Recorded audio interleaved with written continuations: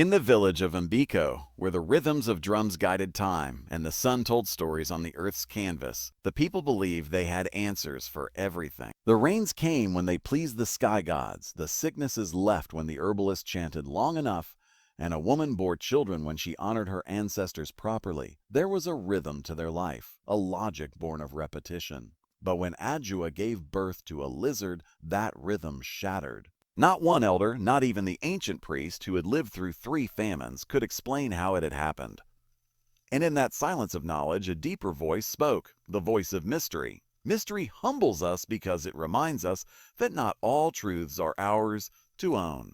The villagers, proud in their understanding of herbs, omens, and spirits, had never known anything to defy nature's law so boldly. And yet, here it was, a woman whose belly had swelled like any mother's, had cried in labor like any other, had birthed not a child of flesh, but one of scales and tongue. Ooh. The village's pride in knowing everything became its weakness. They did not welcome what they couldn't explain. They feared it.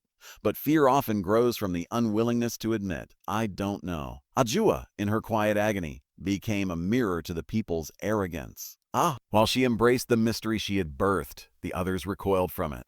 She did not demand answers. She offered love. It takes humility to hold something you do not understand and still see its worth. So, the mystery of her child was not just about biology or sorcery. It was about the deep silence between questions and answers, the space where wonder breathes. In that space, Ajua lived, while the villagers clung to explanations that had no ground beneath them.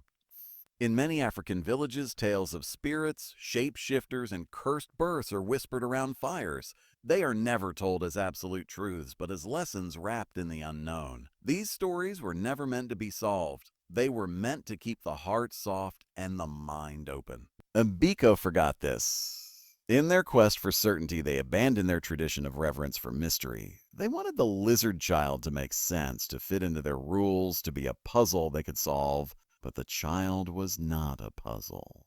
He was a sign that sometimes life asks us to bow our heads instead of raise our voices.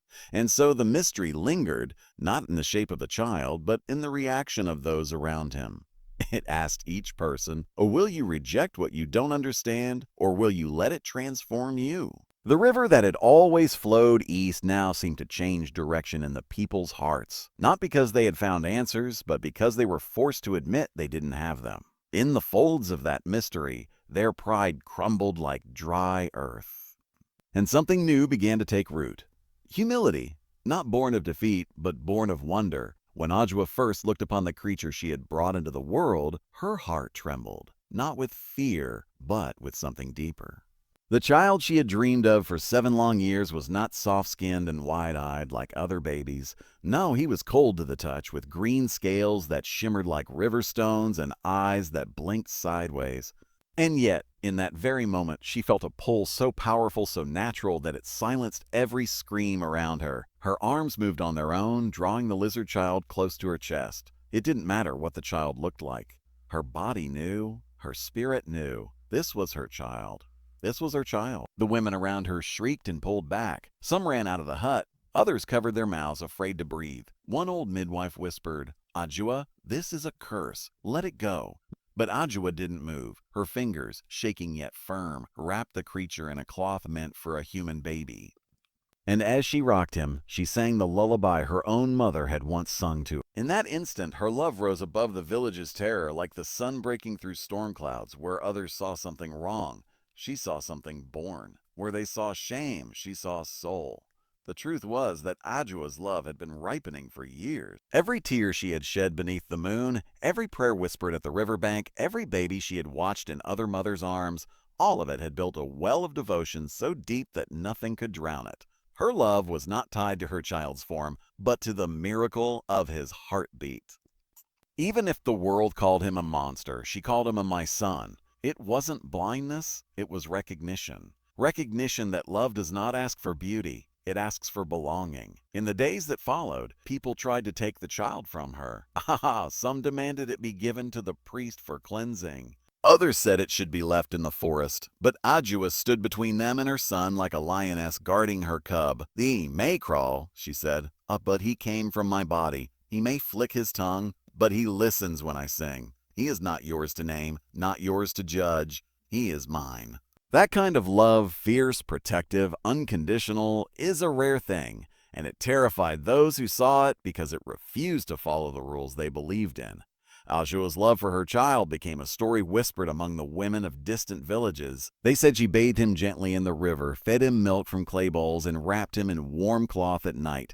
They said he never hissed at her or bit her, that he blinked slowly when she smiled, that his small hands, clawed though they were, grasped her finger just like any human baby. And through her love, the child began to grow, not just in body, but in spirit. Not because the world accepted him, but because one heart refused to reject him. In that refusal, Ajua redefined motherhood, not as a response to what is familiar, but as a commitment to what is born from your own soul. The moment Ajua emerged from her hut with the lizard child wrapped against her chest, the air in the village changed. The drums fell silent. Eyes widened. Mothers pulled their children close. Whispers turned into shouts, and shouts into threats. What should have been a celebration, the birth of a long-awaited child, turned into chaos. The midwives who had delivered hundreds of babies backed away, their fingers trembling. The chief's messenger arrived breathless, already warning of omens and curses.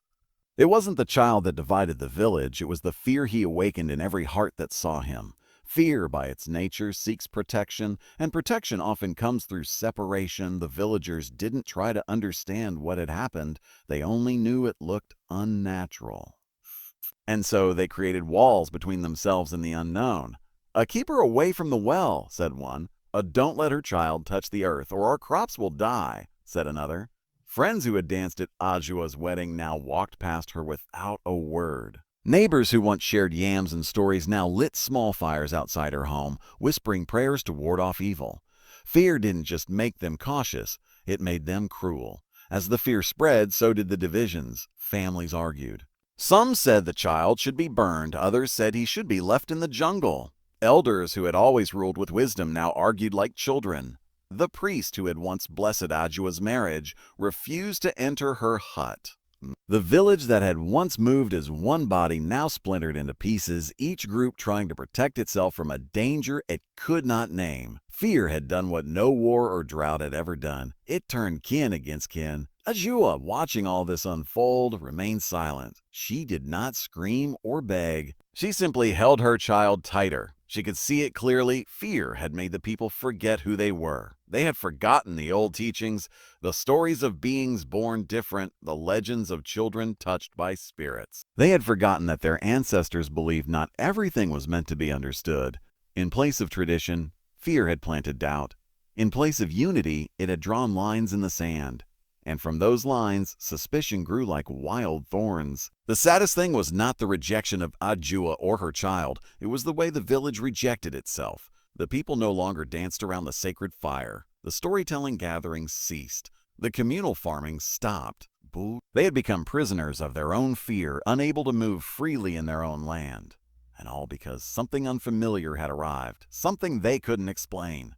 Fear had entered the village like a shadow, and instead of lighting a torch, they built fences. The decision to cast Ajua out came swiftly, like a knife slicing through woven cloth. The elders didn't wait for signs or seek deeper wisdom. They gathered beneath the sacred baobab and declared that her child was an abomination. No one asked how a woman who once healed their sick could birth such evil. No one remembered that Ajua had once pulled a thorn from the chief's daughter's foot or fed the widow who had no grain left. All they saw now was the strangeness of the child, and that strangeness was enough to undo everything they once believed about her. They rejected her, and in doing so, they unknowingly turned their backs on a miracle. Ajua's journey into exile was slow and quiet. No one dared walk with her, but many peeked from their huts as she passed. Her child, wrapped in faded cloth, hissed softly but did not cry. Perhaps even he knew what his mother did not say. That rejection had already taken root in every corner of the village.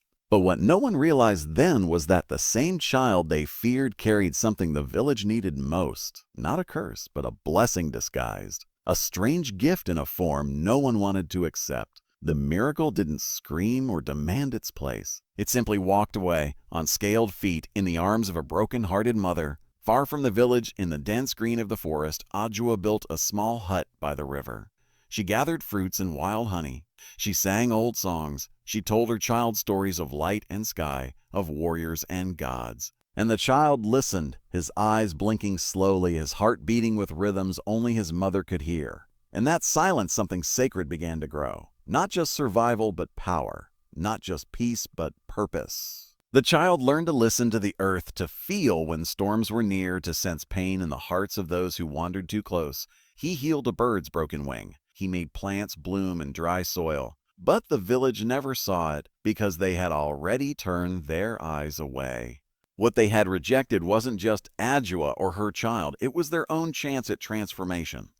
The miracle didn't leave them out of vengeance. It left because it wasn't welcomed. It took root elsewhere. And there, away from judgment, it blossomed. Many years later, when drought crept into the land like a ghost and the rivers refused to run, the village cried for help. Their gods were silent. Their rituals failed. And they remembered the one they had cast away, the woman with the strange child. The very miracle they had spat on was now their only hope. It is in the nature of miracles to wear cloaks, sometimes of pain, sometimes of mysteries, sometimes of discomfort. But in every rejection there lies a question. What if the very thing we throw away is the key to our salvation? The villagers had believed that goodness must look a certain way, that blessings come in forms they can't understand, but life does not honor such rules. Sometimes the most beautiful gifts arrive looking nothing like we imagined, and only those brave enough to embrace the strange will ever see their true light. For many seasons after Ajua was cast out, the skies above the village of Ambiko grew restless. The rains that once fell like clockwork began to delay. The crops that once sprouted with the touch of sun and soil began to wither. The elders called it coincidence. The priest called it a test. But the old women who sat by the river and listened to the wind felt something different. Something has shifted, they whispered. They whispered. The land knows what the people have forgotten. What they did not understand was that the unseen child, the one they had never dared look at twice, carried a connection to nature deeper than any sacred scroll or incantation. The lizard child, now older and taller, walked barefoot through the wild grass, his skin gleaming under the moonlight. He spoke little, but when he touched the leaves, they trembled gently, and when he sat near the river, the fish came close. There was a spirit around him, not loud, not showy, but alive, a kind of quiet magic that lived in his breath, his stillness, his presence. Ajua had begun to notice it first, the way the wind followed him, the way animals did not fear him. The way her own sadness faded whenever he lay beside her and closed his eyes. This child who once brought shame now radiated something that had no name. The unseen within him had begun to awaken. In the world of the spirits, not all power wears crowns or rides storms. Some power is soft. Some walks in silence. Some is misunderstood because it does not need to be understood. The villagers, with all their rituals and rules, had never prepared themselves for a power they couldn't measure. But the lizard child was born of both pain and prayer, and that combination had carved something sacred into his soul. One day, when a traveler became sick near Ajua's hut, the child placed his palm on the man's chest. He did not chant, he did not speak, but moments later, the man's fever broke. The unseen had moved, and it had healed. News began to travel, slowly at first, whispers of a strange boy who could sense when the rains would come, who could place his hand on the ground and know where water slept beneath, who could cry and birds would stop mid-flight to listen. The villagers heard these stories, but still they doubted. How could something they had once rejected now be the answer? How could a child with scales be the one chosen by the spirits? They had forgotten a lesson the earth always teaches, that the greatest forces are often hidden beneath the surface. Like roots, like fire and stone, like truth behind silence. The child never boasted. He did not return to the village to prove himself. He did not seek to punish those who had feared him. He simply continued to live, and with each quiet deed, the world shifted a little more. Rain returned to the dry fields. A woman's blindness faded after he passed her by. A fruit tree bore sweet oranges after years of bitter ones. The villagers began to wonder if the power they had prayed for was not in the sky, but in the forest, wearing the body of the very child they had once despised. And in the quiet of that realization, the unseen became undeniable. The first time the villagers saw the lizard child, they didn't look into his eyes. They looked at his skin, scales instead of softness, a tongue that flickered rather than cooed. To them, he was not a child. He was a sign of something unnatural. But they did not ask questions. They did not wait.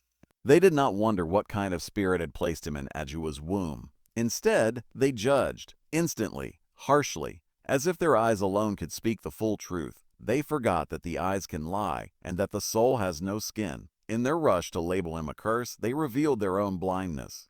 What they did not know was that his heart beat like any child's, that he felt cold and hunger and loneliness, that when Ajua wept in silence, he reached for her with his small, clawed hand, that when birds flew past their hut at dusk, he tilted his head to listen, just as a curious boy would. He laughed. Yes, he laughed, a strange little hiss of joy when she told him stories or let him touch river water with his toes. But the villagers never saw these things because they had already made up their minds. In their eyes, beauty was straight, soft, human. And because he didn't look like them, they decided he couldn't be one of them. Yet, time reveals all things. When the lizard child healed the traveler, no one remembered his skin. When he brought water to dry land, no one mentioned his eyes. When he stopped a storm with a whispered breath, they began to call him blessed. The same people who once shivered at his sight now knelt at his feet. And Ajua, who had known his soul from the moment he was born, watched silently. She had never needed a miracle to believe in him. She had looked past his skin from the very first breath. The villagers were only now learning what she had known all along. In the world of spirits and men, appearances are only covers. A snake may wear shining scales, but its poison lies beneath. A flower may look sweet, yet hide thorns behind its petals, and sometimes something that seems frightening holds the gentlest truth.